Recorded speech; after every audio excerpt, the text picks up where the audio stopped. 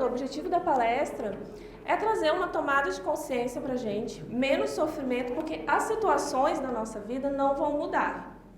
Nada vai mudar, as pessoas não vão mudar. O que vai mudar é a forma como a gente lida, principalmente com a gente e com o nosso sofrimento.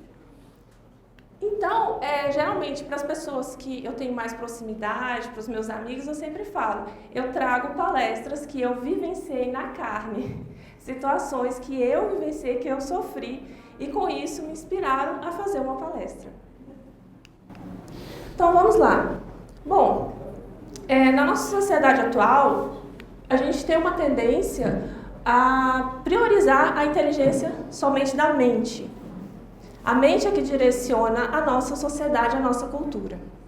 Só que nós temos um corpo e temos uma alma. O corpo, quando a gente fica doente, a mente não tem domínio nenhum sobre isso. A gente não precisa pensar para fazer digestão. A gente não precisa pensar e não tem como controlar o nosso corpo. Assim como também a nossa alma. Os anseios da nossa alma, as nossas emoções, os nossos desejos, isso não é possível ser controlado pela mente. Só que a gente tem uma tendência a priorizar a mente, então, como se isso fosse o nosso único centro de inteligência. O papel da mente na nossa vida é direcionar, é auxiliar, é dar um suporte. Então, assim, eu gostaria de ter uma alimentação mais saudável. Eu vou usar a inteligência da mente para estudar, para direcionar a minha alimentação, para ter uma autodisciplina. Agora, se eu tenho uma mente muito conturbada, eu não consigo realizar as coisas de uma forma completa, porque ela vai perturbando as outras inteligências. Tem uma frase que fala: conhece-te a ti mesmo e conhecerás todo o universo e os deuses, porque se o que procuras não achares primeiro dentro de ti mesmo, não acharás em lugar algum. Então, por que e para que o autoconhecimento e o estudo da mente? Para que a gente consiga direcionar melhor as nossas emoções, os nossos anseios, para que a gente consiga lidar melhor com as situações da vida. Tem uma frase do Jung que diz: até você se tornar consciente, o inconsciente irá dirigir sua vida e você vai chamá-lo de destino. Então algo acontece, você é o karma, é o destino, é a vida, sendo que você, trilhando o autoconhecimento, você percebe que essas situações foram muitas vezes criadas pela nossa mente. Então a frase central da palestra, o inferno são os outros, ela foi dita por Sartre, que é um filósofo francês, só que hoje ela é utilizada erroneamente. Muita gente utiliza para dizer que realmente o inferno são as outras pessoas. Só que para Sartre significa justamente isso, porque o outro também é livre. Não podemos controlar completamente o que ele pensa, o que ele nos diz, o limite que ele impõe a nós, mas ao mesmo tempo preciso dele para me conhecer e poder agir no mundo. Minha liberdade encontra seus limites dentro da existência da liberdade do outro. O outro é o meu espelho. Mas se o outro é o meu espelho, por que esse espelho me irrita tanto? Por que esse espelho me incomoda tanto? Por que eu espero tanto desse meu espelho? Essa é uma das questões que eu quero ajudar a gente a trazer aqui hoje, a responder isso. Bom, para que a gente entenda isso, é importante a gente entender o desenvolvimento da nossa psique. Quando a gente reencarna, estamos aqui, numa casa espiritualista, acredito que a maioria tenha crenças reencarnacionistas, Então, quando a gente reencarna, nós não somos uma folha em branco. Nós não nascemos numa folhinha, uma tela em branco que nossos pais vão pintar e fazer o que quiser. A cultura vai fazer o que quiser. E quem já teve filho sabe que não é possível pegar e moldar a criança da forma que os pais quiserem. Já nascemos com tendências, com experiências de outras vidas. Então, não é possível isso. Já trazemos alguns impulsos, algumas pulsões próprias da nossa alma, de acordo com as vidas passadas. Só que, dentro também da área da psicologia, mesmo não tendo uma crença espiritualista, tem muitas áreas que também falam que a criança nasce com algumas tendências. A constelação familiar fala sobre isso. Fala sobre essa geração em geração, como é que vão sendo esses reequilíbrios. O próprio Jung e o Freud, eles falam sobre essas tendências que são tragas do inconsciente. Então, ninguém nasce puro e simples, e você vai colocar o que você quiser na cabeça da pessoa.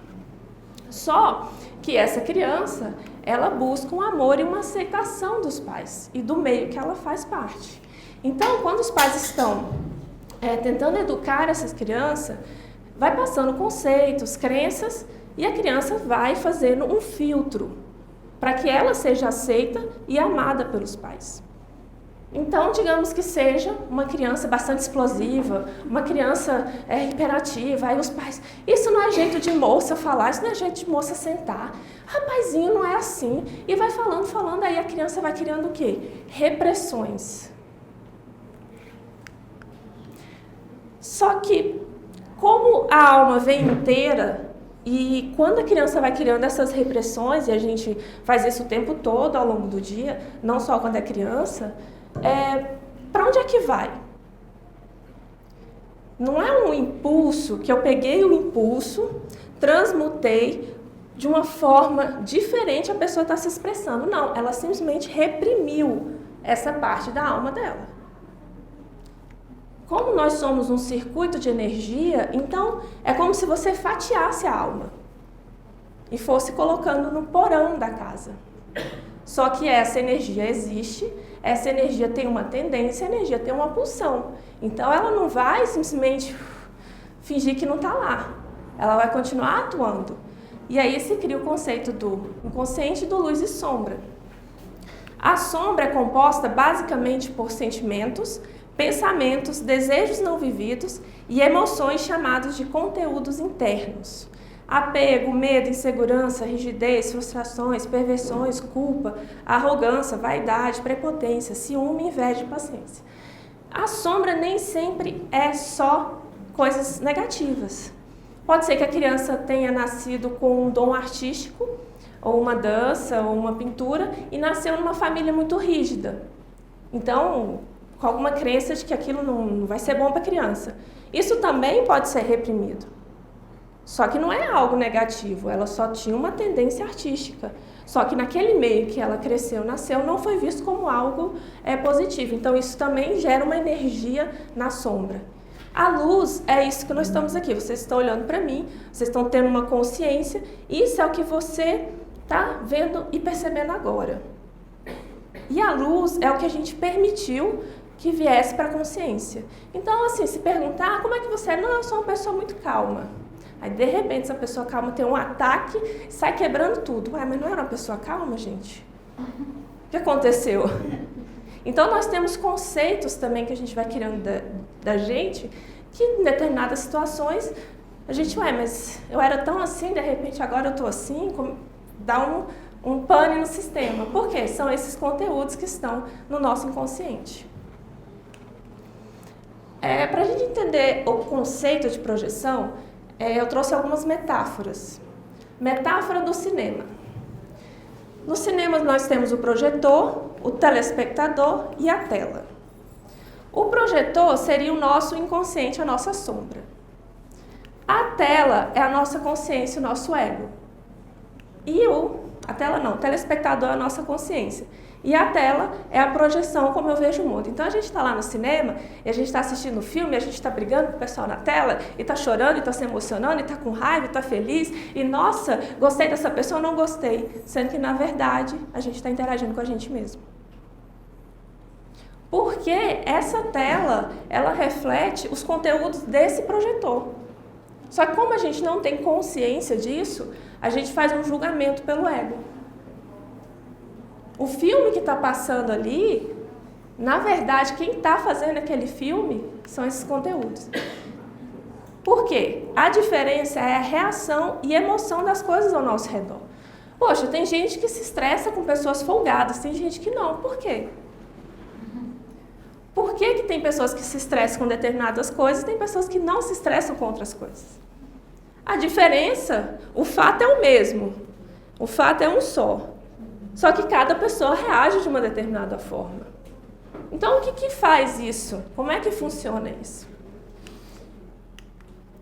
E outra metáfora é a metáfora do quebra-cabeça. Como é que é isso? Quando a gente conhece alguém, e eu vou me usar como exemplo, porque eu estou aqui na frente. Então, assim, a maioria de vocês não me conhecem no dia a dia. Então, vocês estão me vendo pela primeira vez. O que vocês estão vendo? Estão vendo a Flávia, falou que trabalha aqui no Fonte de Luz, está dando uma palestra sobre projeção. Essa é uma peça. O que a gente faz? A gente constrói um quebra-cabeça gigantesco da pessoa baseado em uma peça. A peça concreta que a gente tem é isso que eu estou mostrando aqui para vocês. Eu estou dando uma palestra e eu trabalho no Fonte de Luz. Só que a partir dessa peça, o nosso inconsciente já vai colocando emoção. Nossa, a Flávia deve saber muito. A Flávia deve ser um espírito evoluído, uma menina nova dessa dando uma palestra. Aí já vai construindo aquela imagem, aí já vai montando quebra-cabeça. E aí, tanto pode ser uma admiração quanto também rejeição. Uma menina nova dessa não sabe de nada, tá aí falando o quê? Eu nem vou ouvir o que essa menina está falando. E aí já vai construindo uma imagem daquela pessoa. E é assim o tempo todo, gente. Com todas as pessoas que a gente convive. E aí, de repente, você vem falar comigo, você convive comigo e se assusta. Ué, mas não foi isso que eu imaginei. O que acontece? Esse quebra-cabeça se desfaz. Porque aquelas peças que eu montei não estão coincidindo com a realidade.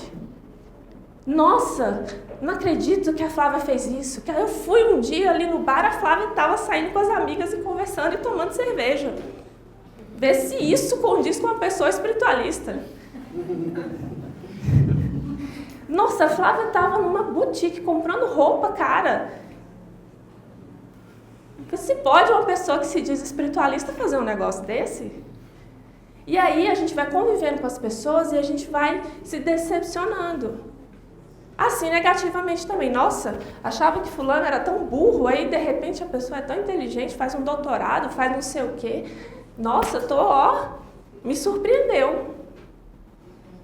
E aí, então, nessa convivência diária, a gente vai tendo essas situações, e aí o que acontece? Você me decepcionou, você mudou muito, você me surpreendeu, gostava mais de você antes, não esperava isso de você, você era meu exemplo, você não pode sentir isso, falar isso, pensar isso. Quem nunca ouviu ou falou um negócio desse? Tem alguém aqui que nunca ouviu? Tem alguém aqui que nunca falou? Que nunca apontou o dedo na cara do outro e falou assim, você me decepcionou, você não era assim, não esperava isso de você. Imagina uma pessoa tão recatada fazendo um negócio desse. Olha só, você era meu exemplo e agora o que eu vou fazer na minha vida? Eu esperava mais de você. Gente...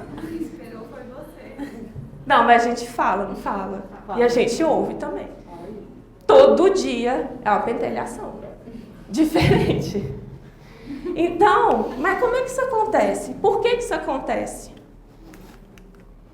Qualquer dessas frases está ferindo o ser completo que está na sua frente. Todo mundo é mais do que vemos, sentimos e percebemos. Somos complexos, não somos um quebra-cabeça, somos um cubo mágico. Entenda que cada pessoa é um todo. Alma, vidas passadas, infância, desejos e emoções. Cuidado com os exemplos, inspirações, heróis, bandidos, psicopatas e contos de fadas. O ano passado, eu me separei e foi uma das situações que mais trouxe essa questão da projeção. Foi muito forte. Eu ouvi coisas assim que na época foi um pouco difícil, hoje eu acho engraçado, né? Que a gente estuda e tal, e começa a achar engraçado. Mas foram frases do tipo assim, nossa, mas eu achava tão bonita a história de vocês. Eu quase falei, eu virei seriado no Netflix? Desculpa, mas a temporada acabou. Não vai ter continuação. Gente, olha isso, achava bonita a história de a novela, né? Tô seguindo e acompanhando os capítulos da novela, da sua vida. E aí, coisas também muito fortes de família. Achava que você era a filha que tinha dado certo. E perdida, né? Entendeu, gente? Essas projeções, elas vêm de todos os lados. Todos os lados. Elas são... E a gente faz e a gente recebe. Não é uma coisa só dos outros, não. O inferno não são os outros. Outra coisa também é que a gente tem uma tendência, por exemplo, psicopatas, assassinos, serial killers. A gente tem uma tendência a achar que eles são a encarnação do diabo, né? Que assim, que eles não têm nenhum traço de humanidade. Aí você vai ver a história, você vê a infância pesada que eles passaram. Você vê que, sei lá, eles cuidavam de um gato, eles tinham, sei lá, amigos. Então você vê que eles têm traços de humanidade. Entenderam? Não tem uma pessoa que está no total mal e no total bom. Mas vamos entender um pouco mais sobre isso. Bom, nós temos 2 tipos básicos de projeção. Nós temos a projeção positiva e a negativa. A projeção positiva é quando você admira algo, é quando você se apaixona, é quando você olha para uma pessoa e essa pessoa te inspira. Aí você pode falar assim, nossa, fulano tem um corpo tão bacana, né? Que legal, faz dieta, vai na academia. E aí você admira aquela pessoa e segue no Instagram. E aí vai, comenta, linda e tal, e tem aquela inspiração. Ou pessoas do dia a dia mesmo, amigos que você... Nossa, fulano é tão estudioso, né? Passou no concurso e tal. Você tem aquela admiração. Seja um guru espiritual, seja o Carlos, que é um dos dirigentes desse centro, pessoas do nosso dia a dia que a gente tem uma certa admiração. O que acontece com a projeção positiva? Quando a pessoa mostra um lado que você não conhecia, seu mundo cai. Nossa, fulana era tão estudiosa, certinha, tinha tudo pela frente e engravidou de um qualquer. Aí a pessoa, meu Deus, meu Deus. E aí na projeção positiva, você vê um guru espiritual, alguém assim, nossa, essa pessoa é o máximo. Aí daqui a pouco você fica sabendo de uma sujeirinha, aí você, a pessoa não era tanto assim não, né? Ah, tá. Quais são os caminhos na projeção positiva? Na projeção positiva, quando isso acontece, e agora é o grande pulo, você pode simplesmente olhar para aquela pessoa, não era tudo aquilo, era uma farsa. Era fake, não era aquilo tudo. E procura novos mitos, novas pessoas que você vai admirar. Você vira para a pessoa, você era meu exemplo. Agora não tem mais em quem confiar e vai procurar outras pessoas que você vai buscar esse exemplo. Ou então, a partir de hoje, nós estamos aqui na palestra, quando a gente tiver um exemplo e a gente se decepcionar, por que dói, gente? Por que dói tanto a gente se decepcionar com as pessoas que a gente admira e pessoas que inspiram a gente? Por que dói tanto? Já que é outra pessoa e é a vida dela, por que dói tanto em mim? Porque a projeção positiva, ela nos mostra algo que deveríamos estar fazendo por nós mesmos. Então é assim. Digamos que eu sou uma pessoa muito emocional e eu precisasse buscar mais a racionalidade, tentar ter atitudes mais racionais. Então eu tenho um amigo centrado, sério, meu exemplo. Aí todos os conselhos eu peço para essa pessoa. Tudo que a pessoa faz é maravilhoso. Aí um dia essa pessoa chuta o balde, né? Sai por aí fazendo um monte de loucura, aí você, o que aconteceu com essa pessoa? Não, você nem te considero mais. Não é isso tudo, não. Ou então, volte a ser o que você era antes. Porque eu gostava de você antes. Agora, dessa louca aí, eu não gosto mais, não. Por que isso acontece? Eu sou uma pessoa emocional e eu deveria estar buscando ser uma pessoa mais racional. Então eu passo a admirar pessoas que são. Só que como eu coloco a pessoa lá em cima, não, ela que faz, eu não preciso fazer. E aí o que acontece? Ela que é o bom, ela ganhou de Deus isso. É fácil para ela. Então na projeção positiva, a gente coloca a pessoa lá em cima e não vê o caminho que a pessoa trilhou para ser o que ela é hoje. Então, nossa, queria ter um corpo bonito, mas não acorda cedo, não para de comer, não vai para academia. Não é verdade, gente? Nossa, fulano passou naquele concurso, mas quantas noites ele ficou estudando? Quantas festas ele deixou de ir? Quais foram os sacrifícios que a pessoa fez para ser o que ela é hoje? Ah, não, mas pessoa tem um dom desde criança. Ah, então ela trabalhou nas vidas passadas, começa a trabalhar agora. Ah, eu queria tanto fazer, faça agora. Nada vem de graça para ninguém. Se a pessoa já nasceu com aquele dom, ela trabalhou isso em algum outro momento. Ela trabalhou isso em alguma outra vida. Ou nessa vida também. Então, assim, essa projeção positiva dói porque a gente se coloca numa posição de inferior e fica satisfeito que tem pessoas fora que fazem aquilo que a gente deveria estar fazendo. Então, quando essa pessoa mostra que ela é humana também, não é que a pessoa deixou de ser centrada, deixou de pensar, deixou de ser certinha, mas ela está passando por um momento de estresse, às vezes, está passando por algum problema, ou então resolveu que aquilo não trazia felicidade, resolveu mudar. Não significa que a pessoa deixou de ter aquele lado. Significa apenas que ela não é só isso.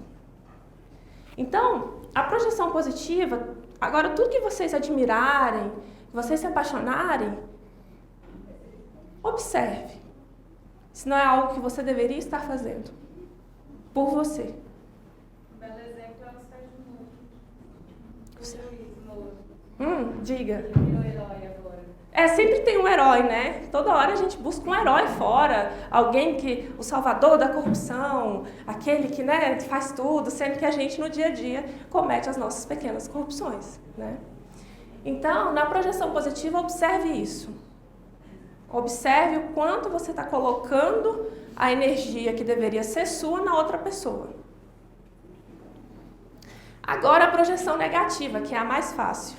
Nessa daqui, a gente coloca numa posição de inferior. Ai, fulano é tão assim, né? Fulano é tão assado e tal. Na negativa, a gente já cresce. Ah, fulaninha ali, nossa senhora, não vale nada. É muito chato, é muito isso, é muito aquilo, é muito assado, é muito assim. E a gente vai se sentindo grande. Porque o outro que é errado. Ah, é o psicopata, é a Suzanne von Richthofen que matou os pais. Tipo, eles são o mal. Eu não sou a pior, eu não sou a melhor pessoa, mas também não sou a pior, né? O que eu tô? Saia da mediocridade da mente. Julgamos que alguns são melhores ou piores. Somos todos humanos com luz e sombra. Na projeção negativa, o que acontece? A gente projeta algo negativamente é quando temos algum conteúdo mal resolvido. Eu vou usar um exemplo clássico, assim. Lembra lá do desenvolvimento da psique, que a gente tem partes da nossa alma que foram reprimidas? Então, vamos um exemplo aqui clássico. Você se irrita muito com uma mulher que usa roupa curta, que usa decote, que fala, que se expressa, e aí você fala, essa daí deve sair com todos os homens, essa aí não vale nada, essa é uma piriguete, e vai, e se sente superior. Mas aquilo te incomoda, aquela pessoa te incomoda, aquela situação te incomoda. Ou então você vê uma pessoa que fala o que pensa, uma pessoa explosiva, uma pessoa que sai quebrando tudo, e você, que absurdo, parará, e você se estressa e você se irrita com aquilo. Por quê, gente? No caso, por exemplo, da mulher, não significa, não limite, achando que por você se irritar com uma pessoa assim, que você necessariamente queria se vestir e ser daquele jeito. Mas a pessoa, ela ostenta uma liberdade sexual que talvez você não se permita. Talvez a sua sexualidade esteja reprimida e pessoas que expressam essa sexualidade de forma ostensiva te incomodam.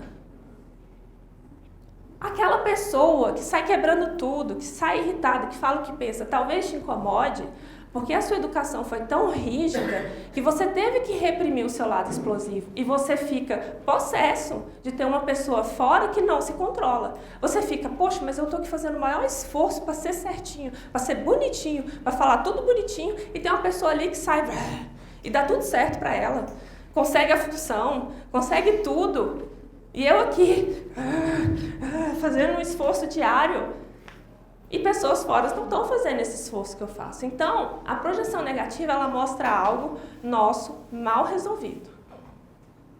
Se algo fora incomoda, tem uma frase clássica, incomodou, doeu, leva para casa que é seu. Mas, agora, a questão, como saber se estou projetando ou apenas observando? Senão a gente fica assim, né? Ai, meu Deus, estou projetando. Ai, meu Deus, estou projetando. Não, não é assim. A gente não está o tempo todo projetando, tá? A gente pode simplesmente observar. Eu posso observar que ela está com uma cor de camisa tal e isso não me afetar. Eu observo o mundo, eu vejo as coisas do mundo acontecendo, aquela tela está passando. A diferença para saber se eu estou projetando é saber se isso me afeta emocionalmente. Eu me irrito quando eu vou encontrar essa pessoa, eu estou lá lavando louça e estou lá xingando a pessoa mentalmente, estou lá limpando a casa e estou, mas aquela fulana do trabalho, meu Deus do céu, que saco. Então, é projeção tanto positiva quanto negativa quando isso me altera, quando eu levo para casa literalmente. Quando eu estou fora, longe da pessoa e estou pensando. Aí você pensa, aí chega perto da pessoa, oi, tudo bem? Passa assim, aí daqui a pouco você está pensando. Você está gastando energia com aquela pessoa. Mas não é a pessoa em si, é essa projeção que a gente está fazendo na pessoa. Então, algumas coisas são observação, fulano é folgado, não me estressa. Ou então, fulano é folgado, aí aquilo sobe assim, e aquilo te tira do eixo e você está em casa, mas como é que pode existir tantas pessoas folgadas no mundo e tal? E aí você se altera energeticamente por causa disso. Vamos lá. Tem a projeção entre casais, que todos esses aqui, cada um daria um tema, que é aquela projeção assim, eu já vi um psicólogo falando que a mulher, ela casa com 2 homens, com um homem real e com o que ela sonha. E ela fica o casamento inteiro tentando fazer com que o que ela sonha, que aquele que é real se transforme no que ela sonha. Então, assim, essa é uma projeção entre os casais, um tentando fazer com que o outro seja a projeção do ideal. Tem a projeção dos pais, que essa dá uma palestra porque é muito forte, gente, muito forte. A projeção que a gente primeiro entra em contato é a dos pais. Seja aquela projeção, minha filha não vai sofrer como eu, a minha filha vai ser melhor que eu, minha filha vai ter uma vida melhor que a minha filha vai ser diferente, ou o pai espera que o filho seja assim ou assado. Então essa projeção dos pais a gente vive a vida inteira vivendo a projeção que os nossos pais deram pra gente. Ou também a gente projeta muito nos pais algo que eles não têm condições de cumprir. E a projeção da sociedade. Vocês imaginam vocês nascerem numa família rica, famosa. Imagina a projeção em cima dos filhos dos príncipes. Filho, o filho de um determinado cantor também tem que ser cantor. Então, assim, tem a projeção também da sociedade e do que a sociedade espera dos nossos estereótipos. É mulher, tem que ser assim, é homem, tem que ser assim. Então, também tem essa projeção da sociedade.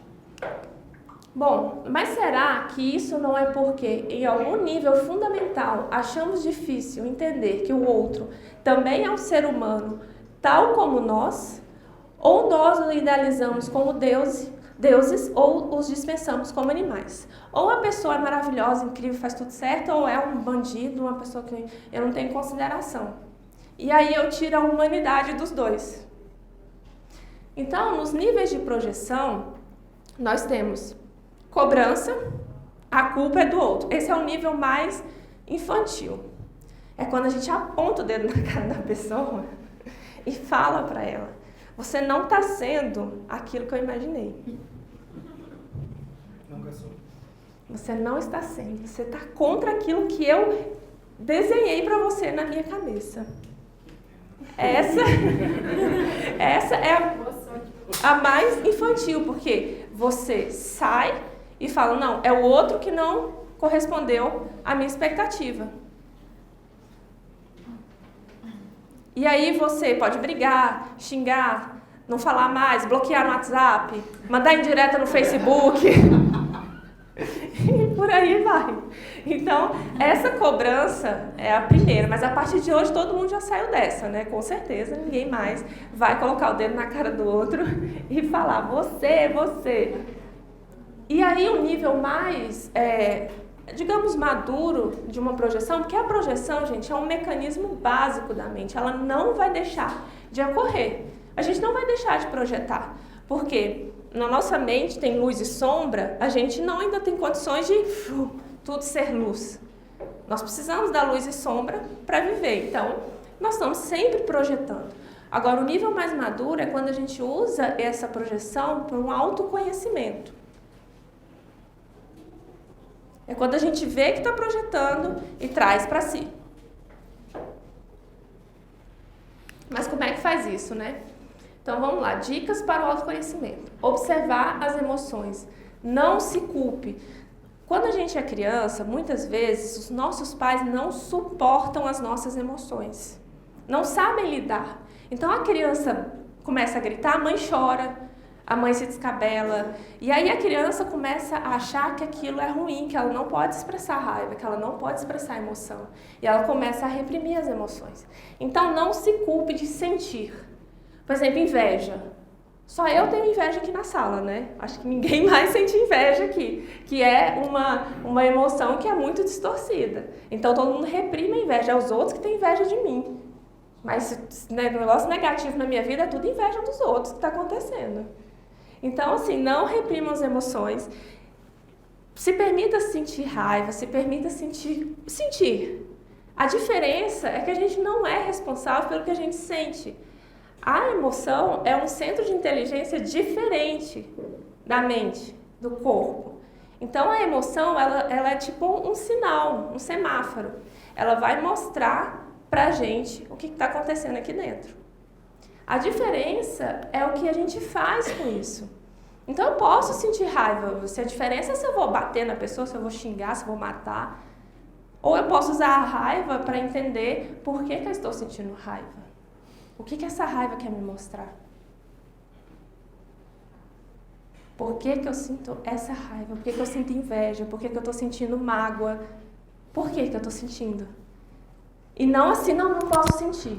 E aí depois fica doente, depois fica com uma série de problemas que são de fundo emocional. Então a emoção não é problema. Quando a gente direciona as emoções por meio do autoconhecimento da mente, a gente fica mais saudável. E a gente lida melhor com a gente. A gente não vai deixar de sentir.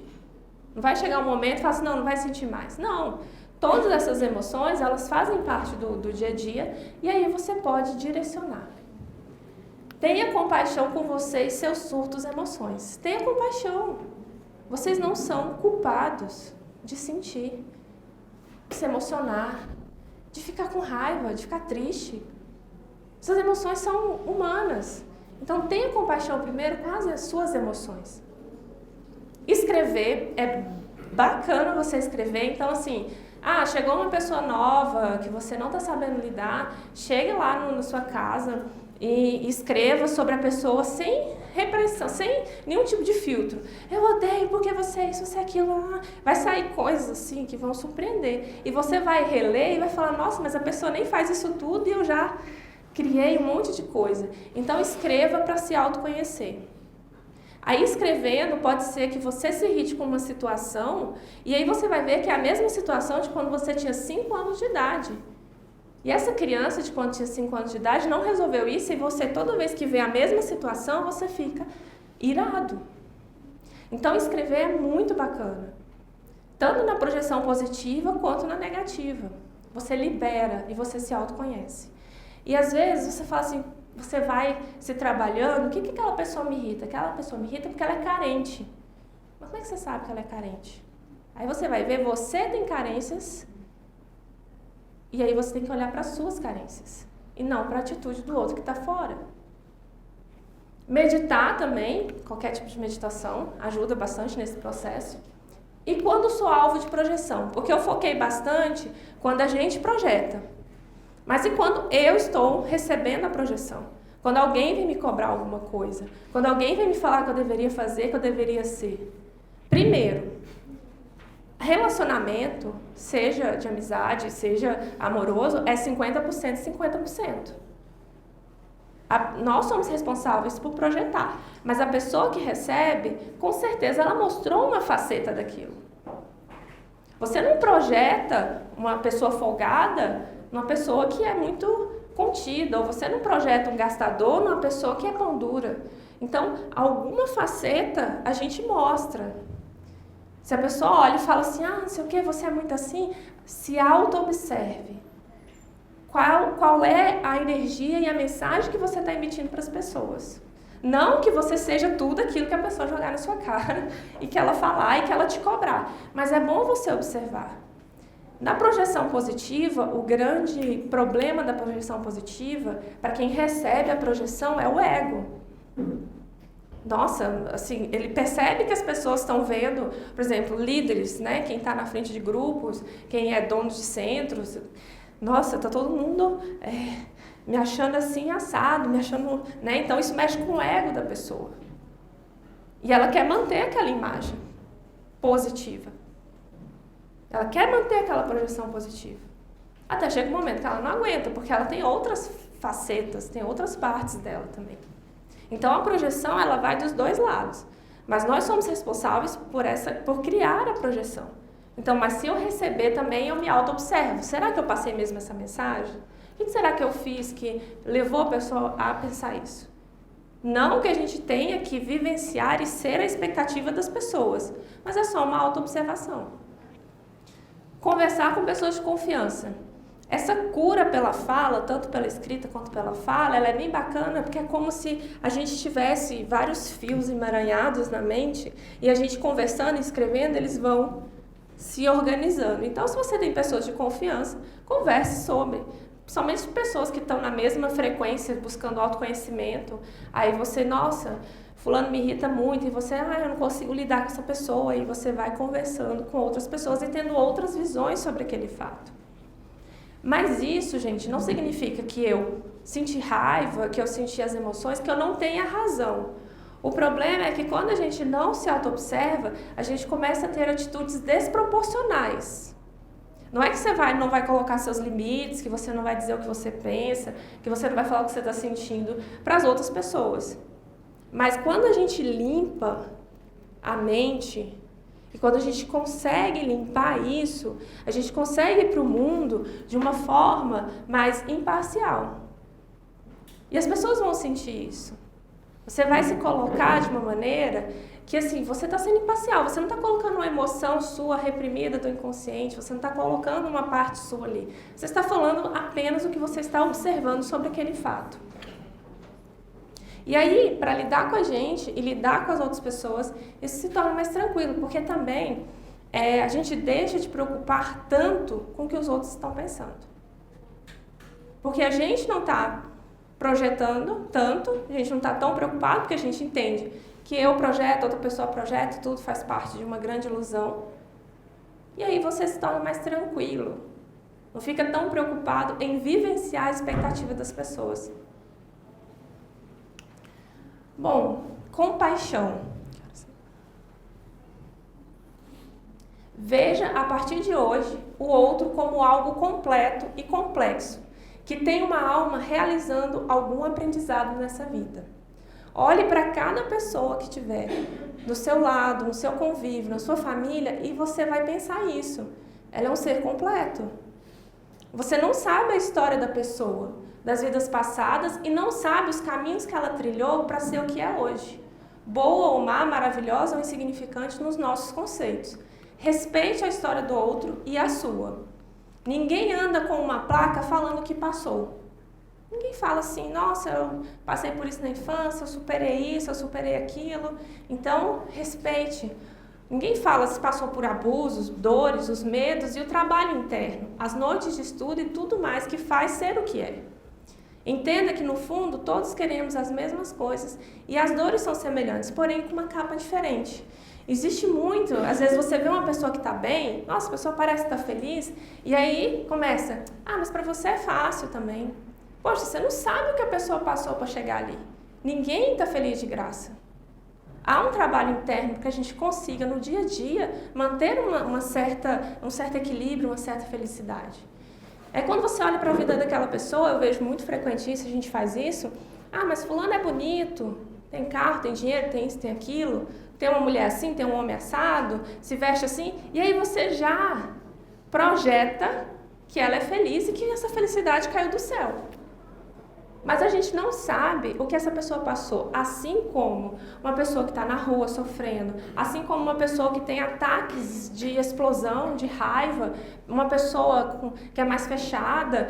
Cada um tem um motivo para ser como está hoje. Claro que a pessoa pode buscar melhorar, buscar mudar, mas você não sabe o que a pessoa passou. Ninguém. Aquela pessoa insuportável do trabalho, aquela pessoa insuportável dentro de casa. Você não sabe o que a alma daquela pessoa passou para ela estar daquele jeito. Então é uma cobrança muito rígida com a gente e com o outro. A primeira compaixão é com a gente.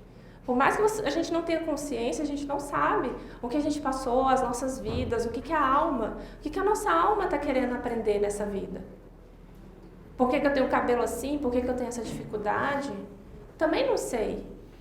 Mas eu vou passar a ter compaixão comigo e a olhar para outra pessoa e eu não tenho ideia do que você passou para você estar aqui hoje comigo.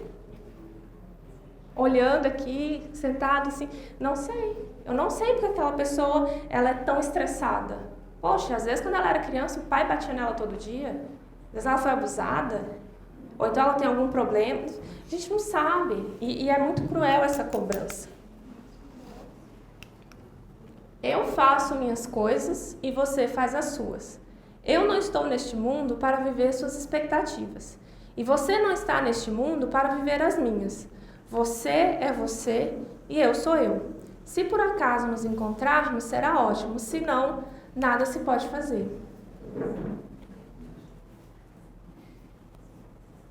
É isso, gente.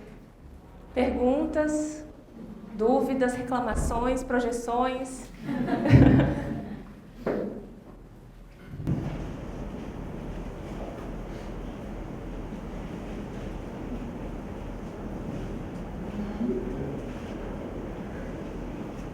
Flávia, eu me separei faz 12 anos, eu quero perguntar uma coisa. Sim. Quando você começou a perceber o que estava acontecendo contigo, qual foi a reação interna tua? A minha reação, quando eu percebi que a coisa que tinha acabado, estava indo do jeito que você não queria. Foi doloroso. Foi quebrar um sonho. Foi difícil. Foi bem difícil. E as pessoas não percebem muito isso. As pessoas te cobram que você mantenha aquela imagem, que você mantenha algo, entendeu? Mas assim, isso faz parte, porque quando a gente rompe com algo, e você deve ter passado por isso, todo mundo que quer romper e não consegue se irrita. Poxa, essa pessoa, tô aqui nessa situação e essa pessoa chutou o balde. Ah, não aceito. Não aceito, ela tem que continuar lá, para que eu não me incomode, entendeu? Então, assim, foi doloroso perceber. Mas, assim, com autoconhecimento a gente vê que é o melhor para os dois, né? Cada um seguir seu caminho sem se prender. Meu filho perguntou para mim, você gosta da mãe? Eu disse, gosto, longe. Ele falou? Eu falei. Ah, falou pra ele. Longe. Assim, a minha... Eu acho que quando você começa a ver que vale muito mais a pena você estar longe e mesmo continuar gostando da pessoa, melhor. E que você tem que ficar perto e... brigando. Sabe, A minha separação, ela é até... Muita gente se estranha porque a gente permanece amigo.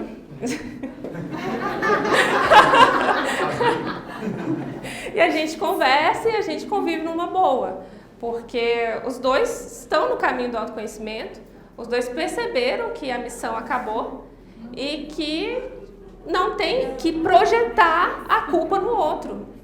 Ele não é culpado pelo relacionamento ter acabado e eu também não sou. São os dois. Os dois juntam, os dois separam. Ele não é culpado pelas minhas frustrações e eu não sou culpada pelas frustrações dele. Ele fez o melhor no relacionamento, eu fiz o melhor no relacionamento. Mas chegou um momento que a gente percebeu que acabou. E eu não vou culpar e levar isso para a minha vida. E a gente entende que o outro não é responsável pelo meu sofrimento, pelas minhas projeções, por aquilo que eu espero da vida. Obrigado. Flávio, você diz que as emoções elas não vêm da mente. De onde vêm essas emoções? Bom, as emoções, ela, pra gente que é espiritualista, ela faz parte do corpo astral. Entendeu? As emoções, elas mostram sinais de como que você está agindo. Tipo assim, tem alguma coisa errada. Entendeu? A mente, ela é formada nessa personalidade. As emoções são cargas de várias e várias vidas. Entendeu? Tem um filme, um desenho falando sobre isso, que é Divertidamente. Divertidamente é bem bacana. Vai mostrando. Então, assim, a raiva, por exemplo, que é uma emoção que as pessoas rejeitam muito, a raiva ela é fundamental. A raiva é a ação. E o excesso de raiva é destruição. Então, a inveja também, ela te mostra aquilo que você gostaria de ter. Qual o problema? De você olhar e falar, nossa, que cabelo bonito. Vou no salão amanhã. Pronto. Mas isso é inveja? Eu não vejo isso como inveja. É porque as pessoas confundem muito. Acham que inveja é só você, tipo assim, querer destruir o que o outro tem.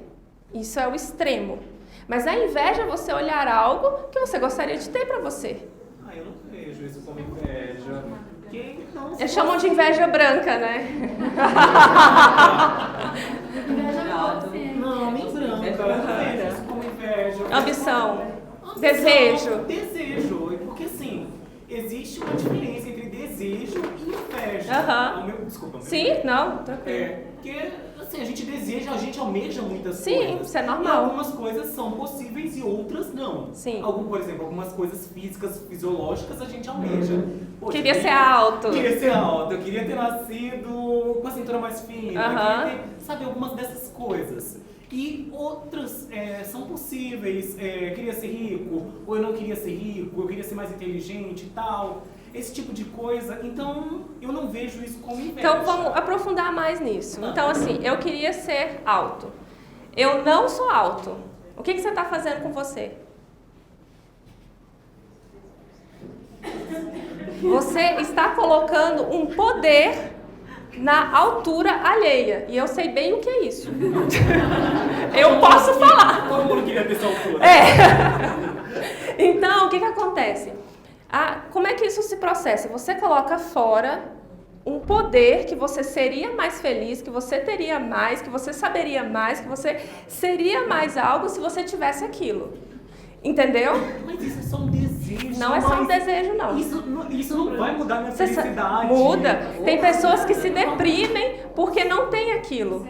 Entendeu? Sério? Aí assim... Não a altura, eu falo de um modo geral. Queria ser mais inteligente, queria ser isso, queria ser aquilo. Primeiro que isso é uma falta de não aceitação do que você é. Você não está aceitando aquilo que você tem. Ou não acredita que é capaz. Ou não acredita que é capaz. Você está, tipo,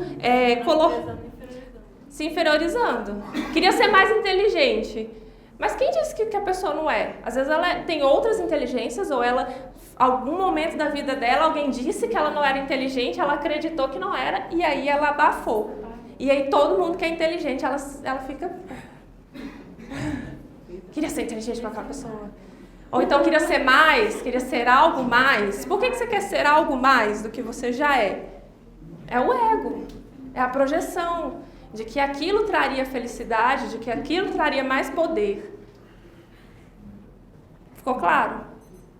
Ficou claro. Da forma que você colocou, ficou claro que você quis colocar, mas... Não, mas ficou claro, né? Assim. Então, o que pode gerar inveja? Você tem essa primeira falta de aceitação, e aí você tem essa projeção de que se você tivesse algo ali externo, você teria mais, você seria mais feliz, você saberia alguma coisa a mais.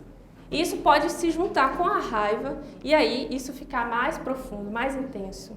Eu tenho raiva porque eu não tenho isso, porque eu não tive isso, porque meus pais não eram ricos e não deram me dar tudo. Essas situações. Tá tempo ainda? Pode perguntar. Vou falar um exemplo. Uma pessoa chegou para mim, eu gostava muito dela.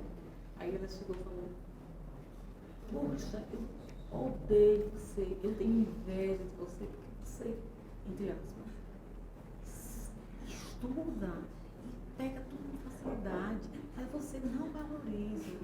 Aí eu disse: não tenha não inveja de mim. Eu admiro tanto você com isso, isso e isso. Aí ela, começou a chorar. Então, ela disse que tinha inveja, era inveja isso. É o desejo, esse desejo que você chama de Raiva. era uma inveja, que ela projetava que não tinha essas coisas todas. Ela tá falando de um exemplo que chegaram pra ela e falaram, eu tenho ódio de você.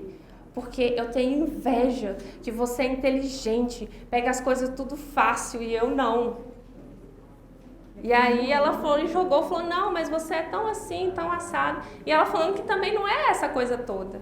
Então, às vezes, essa projeção, junto com raiva, junto com uma série de outros sentimentos, gera isso. Mas o desejo, você observar algo e querer algo, é normal. Entendeu? O problema é quando junta com raiva, quando você tem uma negação da sua realidade também. É. Sim, pode. Você falou que tem umas projeções, né, que a gente constrói desde a infância, ou pega dos pais, e que a gente tem isso, leva isso a vida inteira. E aí, quer dizer, a melhor forma de tentar desconstruir isso, além da aceitação, seria ter um pouco mais de consciência, mas sabendo que ela vai estar lá, né? Porque no andar da carruagem, pela minha própria experiência, né, eu vejo que por mais que eu ganhe consciência e saiba que não é por aí, tá lá. Tem umas limites, né? Hã? Tem umas limitações. Eu digo, sei lá, uma construção megalomaníaca que eu... É assim, se ela tá lá e tá atuando na sua vida, é porque ela tá na sombra. A partir do momento que você traz ela para a luz e conversa, ela deixa de atuar. Ela diminui. Só responder aqui, tá? Então, assim, seus pais, por exemplo, a mãe projeta, minha filha não vai ser dona de casa, não vai sofrer, vai estudar, vai fazer isso, fazer aquilo. E ela passa a vida inteira vivenciando essa projeção da mãe, mas ela não para e pensa e observa o que ela realmente quer da vida. Aí chega um momento que ela consegue tudo que ela queria, e aí que ela vê que não era nada disso que ela queria. E aí que ela vai ver que ela viveu a projeção paterna. Entendeu? Então, digamos assim, quando você toma consciência, você tem que entrar em contato com o que você sente e o que você quer de verdade. Sem querer agradar seus pais, sem querer agradar a sociedade. Essa é a verdadeira libertação. Entendeu? Não entendi. Agora, o que eu sinto é isso, que quando você fala a questão da sombra, mesmo que eu tenha consciência, fica a projeção pairando como um fantasma, né? Quer dizer, uma coisa que, de alguma maneira, ela... Vai atuar, sim. Ela vai atuar. Sim, mas você tomando consciência, ela diminui o poder. Exato. Gente, o Carlos já tá querendo... Na hora, né? Na hora. Obrigada.